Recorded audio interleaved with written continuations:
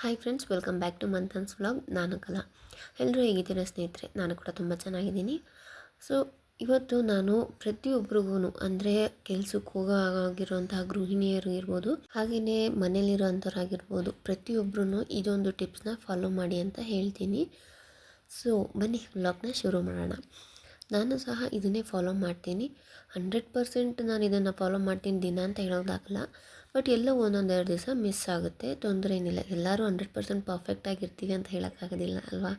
ಅದಕ್ಕೋಸ್ಕರ ಇನ್ನು ಸಂಜೆ ಹೊತ್ತು ಪಾತ್ರೆ ಏನು ತೊಳೆದಿರ್ತೀನಲ್ಲ, ಅದು ಪಾತ್ರೆ ಬೇಷನಲ್ಲಿರುತ್ತಲ್ಲ, ಅದನ್ನೆಲ್ಲ ಅದಾದ್ರ ಪ್ಲೇಸಿಗೆ ಇಟ್ಬಿಟ್ಟು ಅದನ್ನು ಬೇಷನ್ನ ಖಾಲಿ ಮಾಡ್ಕೊತೀನಿ.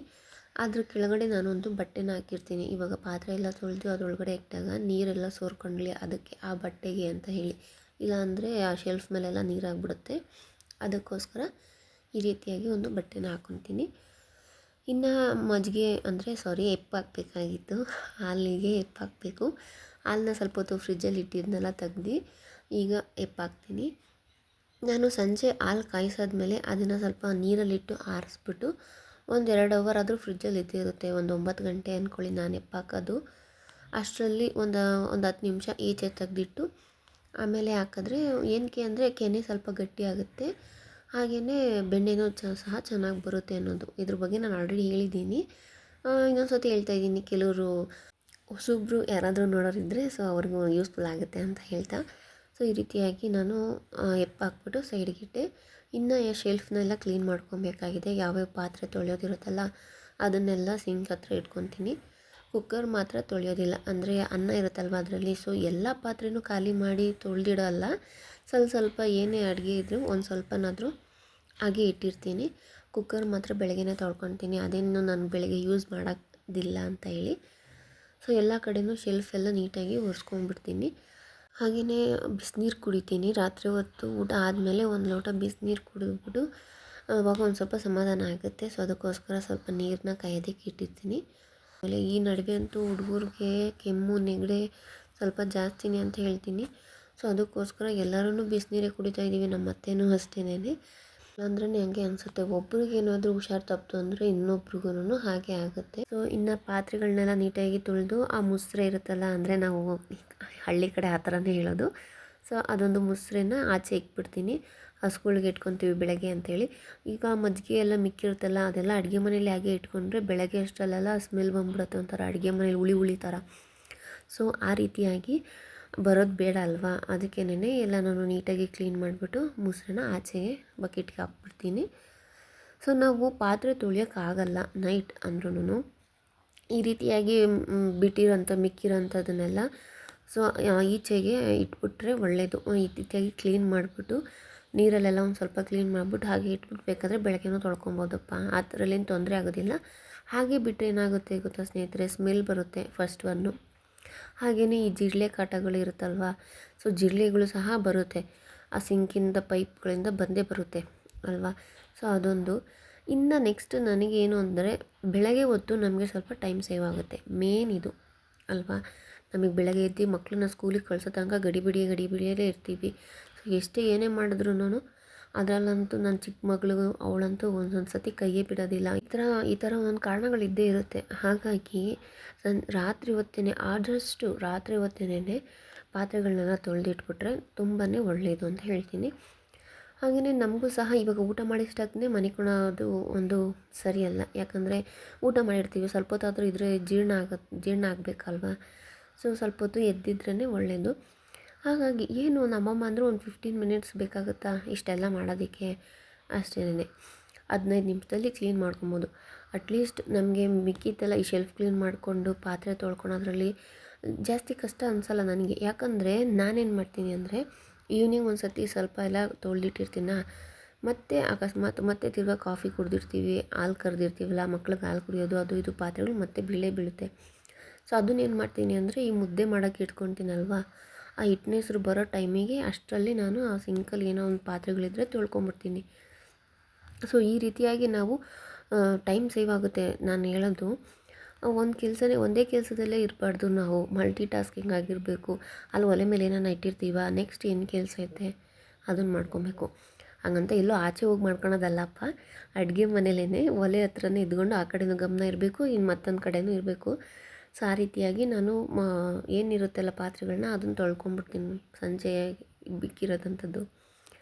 ನೆಕ್ಸ್ಟ್ ಇವಾಗ ಊಟ ಮಾಡಾದ್ಮೇಲೆ ಸ್ವಲ್ಪ ಕಮ್ಮಿ ಪಾತ್ರೆಗಳು ಬಿದ್ದಿರುತ್ತಲ್ವ, ಸೊ ಅದನ್ನು ಹಾಗೇ ತೊಳೆದಿಟ್ಕೊಂಬಿಟ್ರೆ ನನಗೆ ಬೆಳಗ್ಗೆಗೆ ತುಂಬಾ ಒಂದು ಟೈಮ್ ಸೇವಿಂಗ್ ಅಂತ ನಾನು ಆಲ್ರೆಡಿ ಹೇಳಿದ್ದೀನಿ. ನನಗಂತೂ ತುಂಬಾ ಇದು ಒಂದೊಂದು ಸತಿ ನನ್ನ ಕೈಯಲ್ಲಿ ನಾನು ಹಾಗೇನೆ ಯಾವಾಗ ದಿನ ತೊಳಿತೀನಿ ನನಗೆ ಅಂತ ಹೇಳಲ್ಲ, ಒಂದೊಂದು ಸತಿ ಬಿಟ್ಬಿಡ್ತೀನಿ ಅಂದ್ಕೊಳ್ಳಿ. ಬೆಳಗ್ಗೆ ಹೊತ್ತು ನನಗೆ ಅನ್ಕಂಫರ್ಟಬಲ್ ಫೀಲ್ ಆಗ್ತಾ ಇರುತ್ತೆ.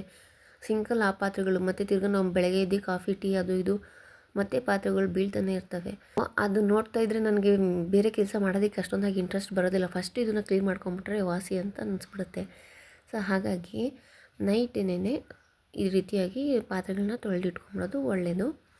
ಇನ್ನು ಇದನ್ನೆಲ್ಲ ನೀರು ಸೋರ್ಕೊಳ್ಳೋಕ್ಕೆ ನಾನು ಏನು ಇವಾಗೇ ಜೋಡಿಸ್ಕೊಂಬಿಡಲ್ಲ, ಬೆಳಗ್ಗೆ ಅಷ್ಟರಲ್ಲೆಲ್ಲ ನೀರು ಸೋರ್ಕೊಂಡಿರುತ್ತೆ. ಆಮೇಲೆ ಬೆಳಗ್ಗೆ ಎದ್ದಿಷ್ಟಕ್ಕೇ ಎಲ್ಲೆಲ್ಲಿ ಇಟ್ಕೊಬೇಕೋ ಅಲ್ಲಲ್ಲಿ ಇಟ್ಕೊಂಡ್ಬಿಡ್ತೀನಿ.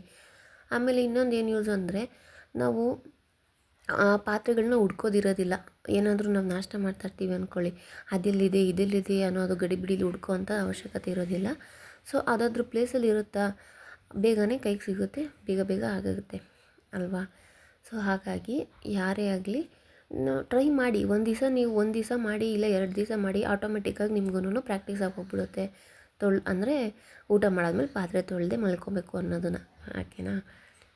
ಈಗ ನೆಕ್ಸ್ಟ್ ಬಂದು ಗ್ಯಾಸ್ ಸ್ಟವ್. ನೋಡಿ, ನಾನು ಗ್ಯಾಸ್ ಸ್ಟವ್ನ ಮಧ್ಯಾಹ್ನ ಅಡುಗೆ ಮಾಡಾದ್ಮೇಲೆ ಒಂದು ಸತಿ ಒರೆಸ್ಕೊಂಡಿರ್ತೀನಿ. ಬಟ್ ಆದ್ರೂ ನೈಟ್ ಹಾಗೆ ಬಿಟ್ಟು ಮಲ್ಕೊಳಕ್ಕಾಗೋದಿಲ್ಲ ಅಂಥೇಳಿ ಸುಮ್ಮನೆ ಅದನ್ನು ಸಹ ನೀಟಾಗಿ ಒರೆಸ್ಕೊಂಡ್ಬಿಡ್ತೀನಿ. ಗ್ಯಾಸ್ ಸ್ಟವ್ ಮೇಲೆ ಏನಾದರೂ ಒಂದು ಸ್ವಲ್ಪನಾದರೂ ಬಿದ್ದಿದ್ರೆ ಇರುವೆಗಳು ಬಂದ್ಬಿಡುತ್ತೆ. ಹೌದು, ಈ ನಡುವೆ ಅಂತೂ ಬಿಸಿಲಿಗೆ ಧಗೆಗೆ ಏನೋ ಗೊತ್ತಿಲ್ಲ, ಜಾಸ್ತಿ ಇರುವೆಗಳು ಬರೋದಾಗಿರ್ಬೋದು. ಹಾಗೆಯೇ ಜಿರಳೆಗಳು ಅದು ಸಹ ಬರೋ ಚಾನ್ಸಸ್ ಇರುತ್ತೆ.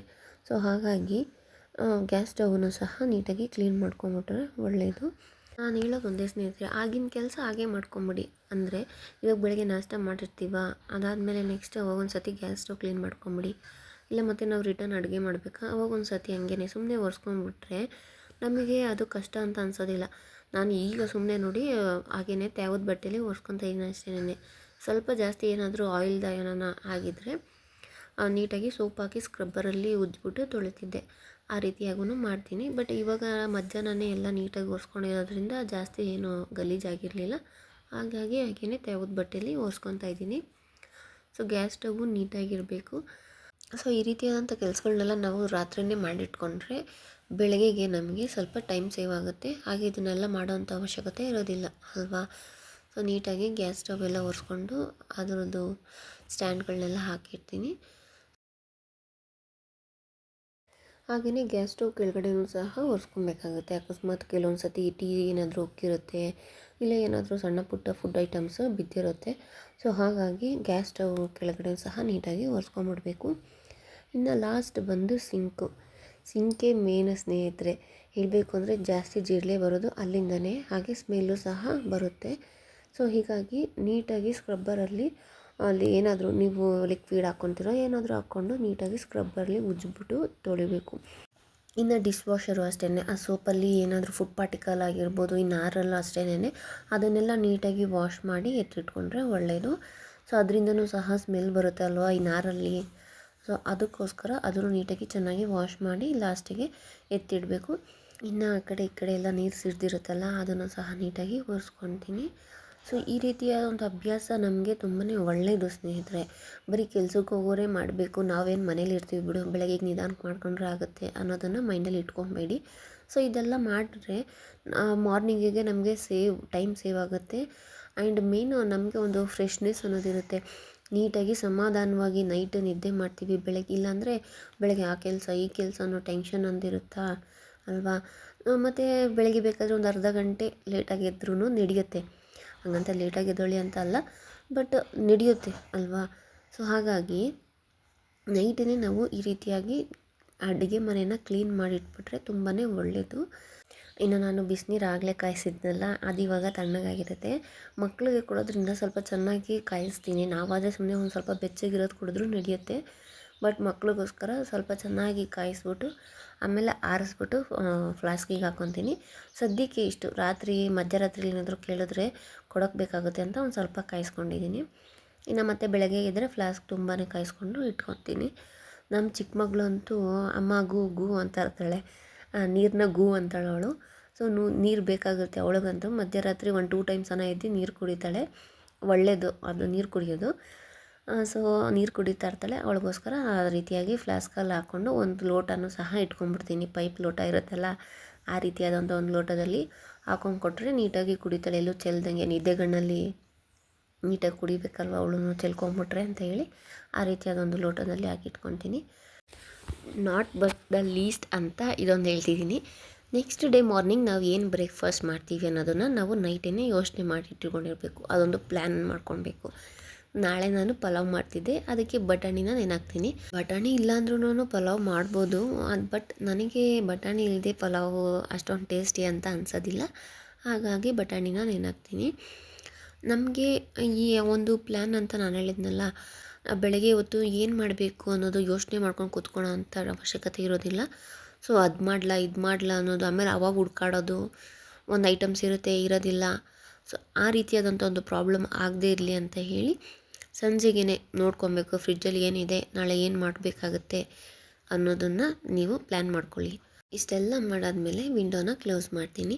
ಅಕಸ್ಮಾತ್ ಏನಾದರೂ ಮರ್ತೋದ್ರೆ ಬೆಕ್ಕು ಬರೋವಂಥದ್ದು ಖಂಡಿತ. ಹಾಗಾಗಿ ವಿಂಡೋನ ಕ್ಲೋಸ್ ಮಾಡಿಬಿಟ್ಟು ನೀರು ತೊಗೊಂಡೋಗ್ತೀನಿ. ಇಷ್ಟೇ ಸ್ನೇಹಿತರೆ, ಸಿಂಪಲ್ ಹ್ಯಾಬಿಟ್ಟು. ಸ್ಟಾರ್ಟಿಂಗು ಏನೇ ಕಲಿಬೇಕು ಅಂದ್ರೂ ಕಷ್ಟ ಹಾಗೇ ಆಗುತ್ತೆ. ಸೊ ಹಾಗಾಗಿ ಏನೇ ಒಂದು ಅಭ್ಯಾಸ ಮಾಡ್ಕೊಬೇಕಂದ್ರೂ ಅಯ್ಯೋ ಮಾಡ್ಕೊಳ್ಳೋಣ ಬಿಡು, ನೆಕ್ಸ್ಟ್ ಡೇ ಮಾಡೋಣ ಅಂತ ತಿಳ್ಕೊಂಡೋಗೋದಂಥ ಖಂಡಿತ ಇದ್ದೇ ಇರುತ್ತೆ ಅಲ್ವಾ. ಸೊ ನೋಡಿ, ನಾವು ಬೆಳಗ್ಗೆ ಎದ್ದು ಅಡುಗೆ ಮನೇನ ಈ ರೀತಿ ನೋಡಬೇಕು ಅನ್ನೋದಾದರೆ ನೀವು ಹಾಗೆ ಮಲ್ಕೊಳ್ಳಿ, ಏನು ಮಾಡೋಕ್ಕೆ ಹೋಗಬೇಡಿ. ಊಟ ಮಾಡಿ ಹಾಗೆ ಮಲ್ಕೊಂಬಿಡಿ ಅಷ್ಟೇ. ಇಲ್ಲ, ಆ ರೀತಿಯಾಗಿ ನನಗೆ ಇಷ್ಟ ಆಗೋದಿಲ್ಲ. ನಾನು ಬೆಳಗ್ಗೆ ಎದ್ದು ಒಂದು ಫ್ರೆಶ್ ಮೈಂಡೆಡಾಗಿ ಈ ರೀತಿಯಾದ ಒಂದು ಕ್ಲೀನ್ ಕಿಚನ್ನ ನೋಡೋದಕ್ಕೆ ಇಷ್ಟಪಡ್ತೀನಿ ಅನ್ನೋರು ಇದನ್ನೆಲ್ಲ ಫಾಲೋ ಮಾಡಿ, ಈ ಟಿಪ್ಸ್ನ ಫಾಲೋ ಮಾಡಿ ರಾತ್ರಿಯೇ ಈ ಕೆಲಸಗಳನ್ನೆಲ್ಲ ಮಾಡಿಟ್ಬಿಟ್ಟು ನೆಮ್ಮದಿಯಾಗಿ ಮಲ್ಕೊಳ್ಳಿ. ಓಕೆ, ಸೊ ನಿಮಗೆ ಈ ವ್ಲಾಗ್ ಇಷ್ಟ ಆಗಿರುತ್ತೆ ಅಂತ ಅಂದ್ಕೊತೀನಿ. ಇಷ್ಟ ಆಗಿದರೆ ಪ್ಲೀಸ್ ಲೈಕ್ ಮಾಡಿ. ಹಾಗೆ ಇನ್ನೂ ಯಾರೆಲ್ಲ ನನ್ನ ಚಾನಲ್ನ ಸಬ್ಸ್ಕ್ರೈಬ್ ಮಾಡದೆ ನೋಡ್ತಾ ಇದ್ದೀರೋ ದಯವಿಟ್ಟು ಸಬ್ಸ್ಕ್ರೈಬ್ ಮಾಡಿ, ಸಪೋರ್ಟ್ ಮಾಡಿ ಅಂತ ಕೇಳ್ಕೊತೀನಿ. Thanks for watching.